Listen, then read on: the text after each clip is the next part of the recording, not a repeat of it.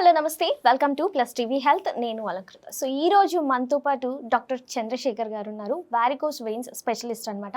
చాలా మందికి అసలు వారికోస్ వెయిన్స్ అంటే ఏంటి, ఎక్కడ వస్తాయి ఏంటి అనేది తెలియదు అనమాట. సో ఈ రోజు వాటన్నిటి గురించి మాట్లాడుకోవడానికి డాక్టర్ చంద్రశేఖర్ గారు మనతో పాటు ఉన్నారు. హాయ్ సార్, నమస్తే. ఎలా ఉన్నారు sir?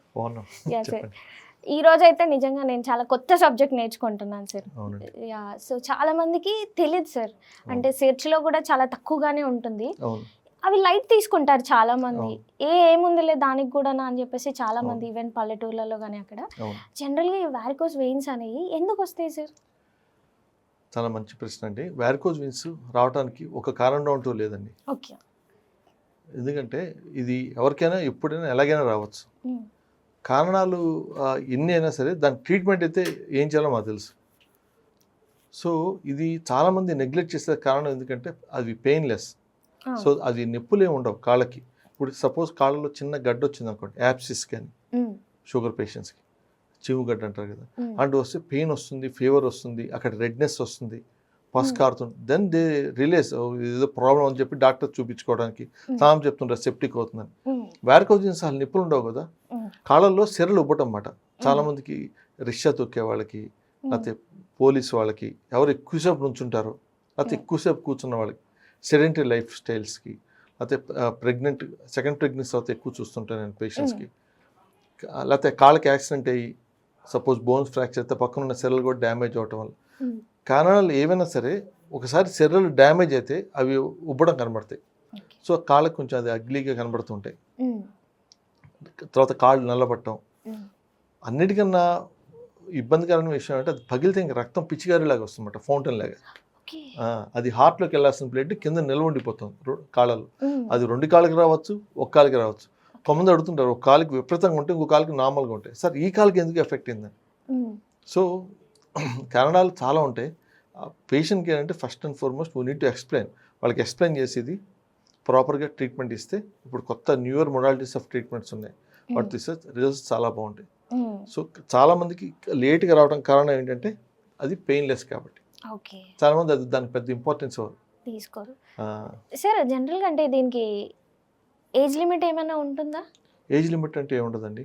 It may start at age of 20 years కూడా నేను చేసిన రోజులు ఉన్నాయి పేషెంట్స్కి. It goes up to 70-80 years కూడా. Today I saw one old lady, 80 years old lady having varicose veins. కానీ ఏంటంటే they're mild, most of the times నేను మెడికల్ మేనేజ్మెంట్ ఇచ్చి కాళ్ళకి పట్టి క్రేప్ బ్యాండేజ్ కానీ స్టాకింగ్స్ ఇచ్చి ట్యాబ్లెట్స్ ఇచ్చే సరిపోతాయి.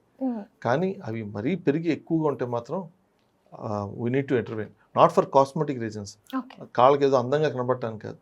ఆ ఉన్న బ్లడ్ అక్కడ ఉండకుండా నిలవకుండా బ్లడ్ పుట్టిన దగ్గర నుంచి పోయే వరకు బ్లడ్ సర్క్యులేట్ అవుతూనే ఉండాలి, ఎక్కడ ఆగకూడదు. దమ్మాల ద్వారా కిందకి వెళ్తే సెరల్లోంచి పైకి వస్తాయి. సో సెరల్ ద్వారా వీక్ అవ్వటం వల్ల కాళ్ళలో బ్లడ్ నిల్వ ఉంటే అది హార్ట్ మీద లోడ్ పడి ఆయుష్ తగ్గే ఛాన్స్ ఉంటుంది.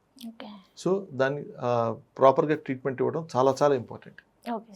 అంటే ఇది పెయిన్లెస్ కాబట్టి, పెయిన్ అసలు ఏముండదు కాబట్టి, అంటే ఇది వచ్చింది అని మనం ఐడెంటిఫై చేసుకోవడం ఎలా? బాడీలో ఏమైనా రియాక్షన్స్ కనిపిస్తాయా, ఏమైనా అనిపిస్తుంటుందా? పొద్దున్న లేవగానే కాళ్ళకి సెరలు ఏం కనబడవు. ఇంత ఉబ్బి ఉన్నవాడు కూడా పడుకున్నప్పుడు బ్లడ్ వెళ్ళిపోతుంది పైకి.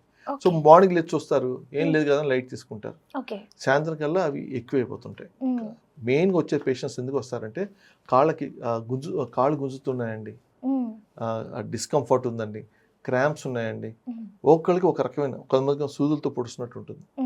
సో బేసిక్గా ఏంటంటే వాళ్ళకి they feel there war strain అని. బ్లడ్ అంతా కింద ఉండిపోవటం వల్ల, పైకి బ్లడ్ లేపటం వల్ల మనిషికి బ్రెయిన్ యాక్టివ్గా ఉండదు.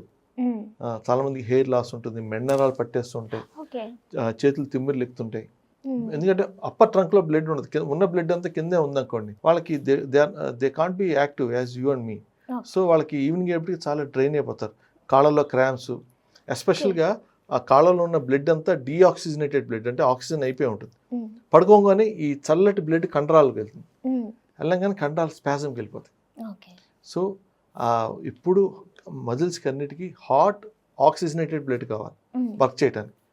కోల్డ్ డీఆక్సిజనేటెడ్ బ్లడ్ ఇచ్చామనుకోండి మజిల్స్ పనిచేయవు. సో కాళ్ళు వీక్ అవటం ఇవన్నీ మొదలవుతాయి.